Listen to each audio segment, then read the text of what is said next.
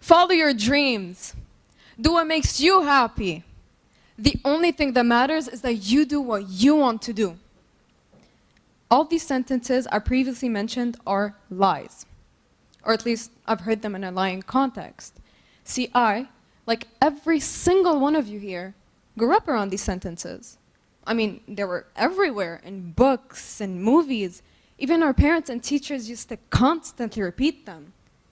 Yet, it's incredibly rare that someone actually means and believes it. Children are raised by this sentence, only to grow up and find out that they've been lied to. All right, I'm being quite dramatic, but that doesn't take away from the fact that it's true. The more I grow up, the more I realize that what people actually meant was, follow your dreams, if these dreams are becoming a lawyer, doctor, or engineer.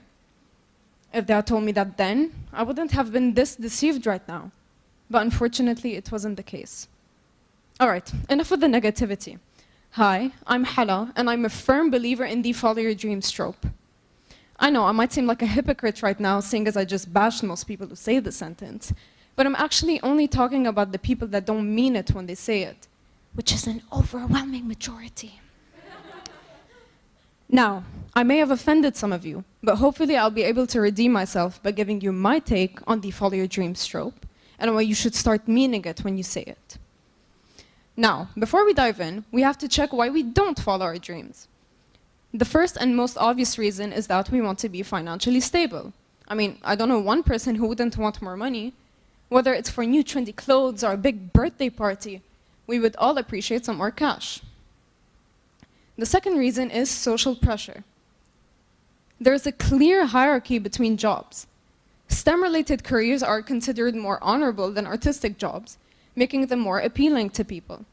And don't worry, this talk isn't going to be an artistic kid ranting about how they feel life's unfair, nor will it be an artistic kid ranting and bashing scientific people and saying that science isn't important. I mean, I myself am a fan of scientific subjects.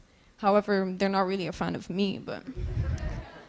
Anyways, point is, status plays a role in our career choices when it shouldn't be the case. And I know the idea of being respected by everyone around you sounds amazing, but that would also mean that you would be living for everyone but yourself.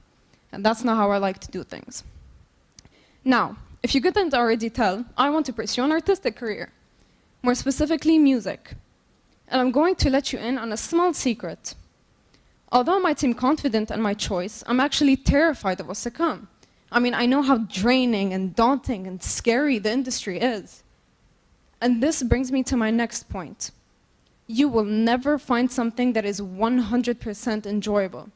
Even the best things will have downsides. For example, in my case, I don't want to be famous. I mean, just the idea of walking down the street and getting recognized, horrible.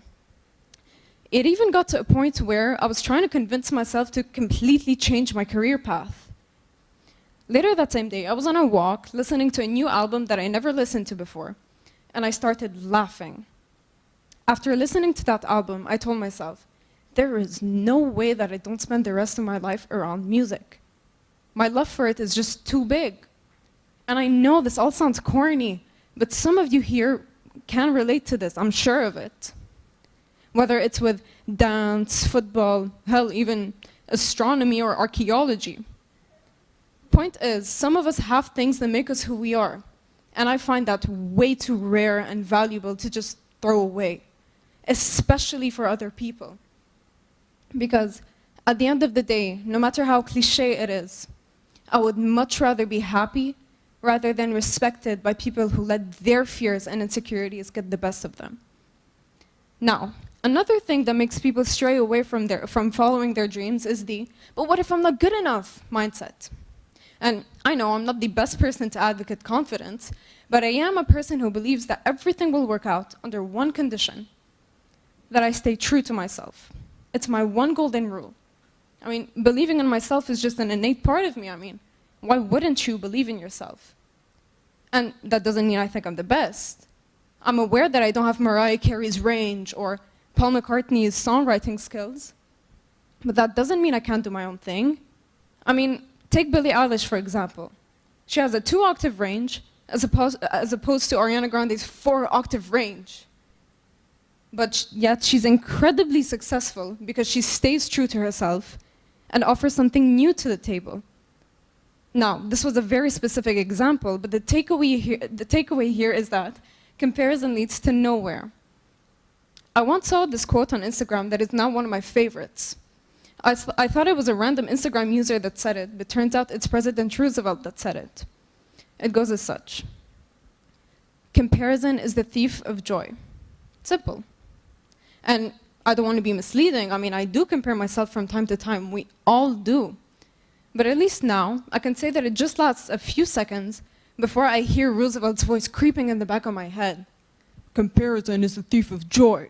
Or at least, that's what I think he sounds like. I never met the guy. Anyways, point is, there is no such thing as I'm not good enough as long as you work hard, stay true to yourself, and work from a place of honesty and authenticity.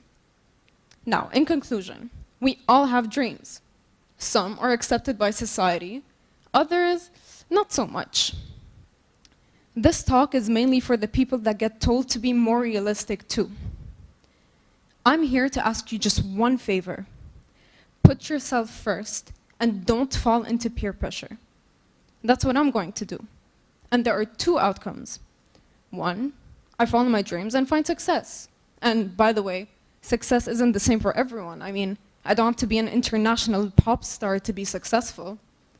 And two, I follow my dreams, realize that what I thought was meant for me isn't, and move on to the next thing that I find appealing.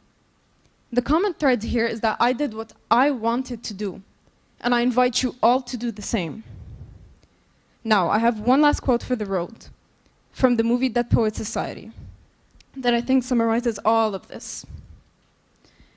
Medicine, law, business, engineering, these are noble pursuits necessary to sustain life. But poetry, beauty, romance, love, these are what we stay alive for. Thank you.